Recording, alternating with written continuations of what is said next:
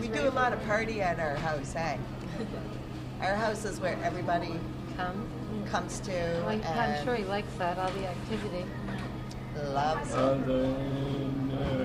What are they doing there? The three women sitting in Burger King together don't look like family, but in some respects, they are. A small, dark-haired man named Ken has brought them together. Ken can't communicate like the rest of us, but he sure knows how to entertain a crowd. After he's done. Kenny was born a month after my 12th birthday, and my elder brother Robert was 19 years old at the time, so it was a surprise to our family, but we were very excited.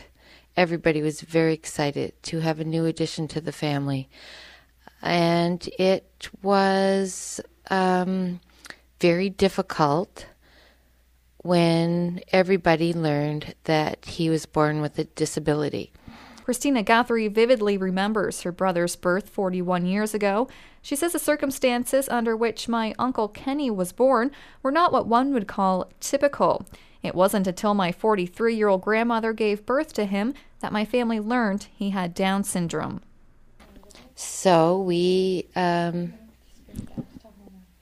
to spend months after his birth adjusting to the fact that the plans that we had made before his birth were going to have to be changed. At the time, doctors told my middle-aged grandparents their ages played a large factor in my uncle's disability. Kenny had complications too. He had heart problems, so he spent the first month of his life in the hospital. So in a way it was good because it gave the family a month to adjust to the fact that we were not bringing home the healthy baby everybody was hoping for. Kenny is now a grown man, but just because he's an adult doesn't mean he requires any less care. Like many in his situation, finding people to care for Kenny hasn't always been easy. My nose was everywhere. My nose was, now he's going to start making fun of me. Watch. Donna Dugay and her husband took Kenny in when his previous home of 20 years closed down. Oh my goodness. Actually, I received a phone call asking me if I would take Kenny into my home. And I said, absolutely. Not a problem. Why did you say absolutely right away? Because I know who Kenny is. I used to work at the workshop. So I know who he is, and I knew a bit of his history and everything. And I knew that it would be a good match for us in our home. Donna says Kenny has fit into her home perfectly. Their bond is evident as they sit in the restaurant together, joking around. But she says it doesn't come without challenges. Kenny is incontinent and aging rapidly. And their aging process, I feel, is a lot quicker than the normal. Okay, like I can see big differences. Went right to his lunch bag and took out his container and brought it right over and tapped her. Tomorrow. Amanda Phillips is Kenny's relief care worker. She met Kenny through Moncton Employment Training Services, a place that puts those with disabilities into a work atmosphere. She takes Kenny every other weekend and says a fast mental deterioration also concerns her. Well, with Down syndromes, as you may be aware, there's an association with Alzheimer's or dementia. So a lot of our individuals, you have to keep, those symptoms and signs to be aware of those. When you start noticing those signs, then just communicate with the home so that you can work with that. Ken was actually labeled as being in the early stages of dementia in 2007. Amanda says Kenny is great to have around, but it can be a lot of work. With Kenny, he's very easygoing for activities. I mean, he might be fatigued at given times, but you just let him rest. And he's just a jokester. He just gets along with pretty much everyone. Some of the challenging things are hygiene as he gets older, which can be sort of mentally draining on you. Like, he doesn't do much on the weekend. He'll just kind of hang out, watch TV, joke around. But by the end of the weekend, I do find that I'm mentally drained just from always being on your toes, trying to keep an eye on what he's doing and stuff. Another problem people like Kenny run into as they get older is that their aging parents are no longer able to care for them. My grandparents had health issues of their own and could not always provide the care Kenny needed. People like Kenny also have a harder time dealing with the loss of a parent. While my papa died over a year ago, Donna says Kenny still asks for him. We all decided as a group that we would tell him that Daddy has died and he's going to heaven with the angels. So that is the same answer that he gets every time. Nobody deviates from that. He'll go through spells where he won't ask, but then he'll take his photo album and go through it and point, Daddy, Daddy. I think Kenny was very close to his dad. I think so too, yeah. MCRI started in 1967. We're the oldest service provider in New Brunswick. Jerry Kirkpatrick is the director of Moncton Community Residences Incorporated, a nonprofit housing association for those with disabilities. He says people like Kenny run into a lot of difficulties, even before they start getting older. The biggest challenge they face is people don't always see them as people.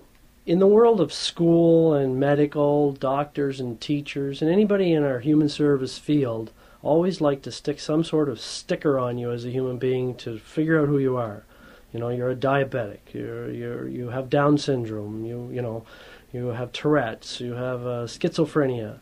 So the biggest challenge we have is making sure that people are seen as people first, and then the other stuff kind of falls in behind. It was Jerry's organization that found Kenny his current home, and the one before that.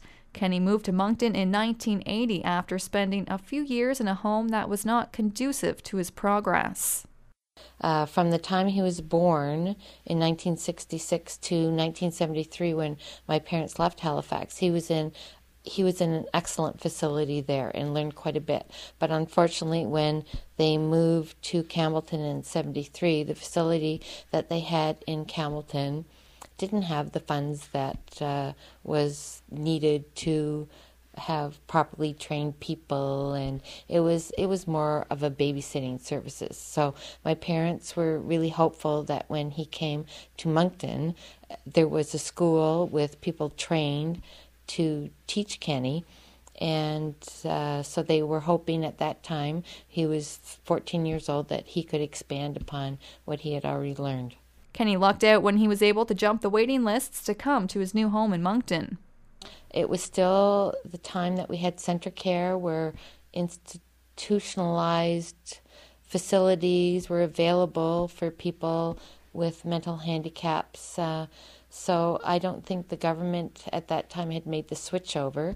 So there were long waiting lists for getting individuals into a group home atmosphere. Jerry says waiting lines were essentially eliminated when the province introduced a new long-term care strategy just a few years ago. But he says getting the money they need from government can still be difficult. Sometimes the resources are not there from government. They don't want to pay. So they put people where they don't really belong, and of course that doesn't meet their service need very well. And it makes it very difficult because they're not happy. Kenny was almost put in a nursing home when Donna took him in. My family was concerned doing this would reverse any progress he's made over the years and potentially speed up the already quick deterioration process. He had been diagnosed as being in the early stages of dementia. When they were first closing the group home that he was in, they were assessing everybody in the home because they needed to be placed. So my brother was, incontinent at that time and diagnosed with early stages of dementia. So as a family, we were very worried because he'd been in this system with these people for so long. What would happen to him next? We did not want to see him go into a nursing home. And we feel so fortunate that he was placed in a private home that has been able to care for him on a one-on-one basis. Kenny is indeed fortunate. While he may have had signs of dementia just a couple years ago, his caretakers say he's now moving in the opposite direction. Instead of deteriorating further, Kenny has actually made progress this year. If he is in the first stages of dementia, which I believe that it could be happening because we know that with Downs it happens earlier than the norm. He's in the very early because he made progress this year. Usually you wouldn't have to make progress. No, because your brain is depleting. Yeah, it goes. So it's not growing, and his brain is definitely growing. He looks better too. I mean, just physically, he looks better. Kenny has been lucky. Unlike some others, he's surrounded by people who are concerned with his continued progress. His age may have made him hard to place, but his happiness in large part is due to the small family he lives with. He may face a lot of challenges as he ages, but for now, he seems to be beating the odds. I love it when he does that. You look like you're going to bust something. Oh, brain freeze.